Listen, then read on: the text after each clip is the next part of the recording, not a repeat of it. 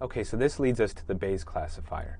So under the assumption that our labeled data is generated IID from some underlying distribution P, the optimal classifier is that we should predict for a particular x the label that is most probable given that x.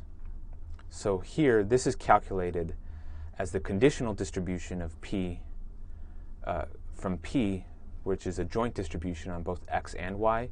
We marginalize, we divide by the marginal to get the conditional distribution of y given x using this distribution. That's what we're now trying to maximize. So for example, if we have a spam email, and for that specific email, nature says that there's a 95% chance it's spam, and there's a 5% chance that it's not spam, and that's how it's going to decide whether it's spam or not spam. We should predict the most probable label, so we should predict it to be spam. The problem is that we don't have this probability distribution, so we somehow need to approximate it. And so let's do that using Bayes' rule. So from Bayes' rule, we equivalently have that the posterior probability of the label of x given the value of x is proportional to the prior probability of that label times the likelihood of x given the label divided by some normalizing constant that doesn't depend on y, the label, divided by the probability of x, where y is marginalized out.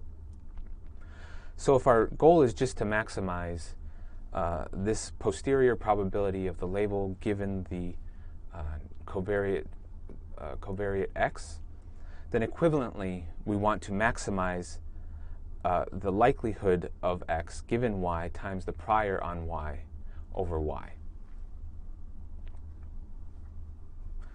So again, this probability distribution on y is the class prior. It's the a priori prevalence of any of the classes. This distribution on x given the class is called the class conditional distribution of x. So given that our vector x comes from class y, we have a class-specific distribution on x.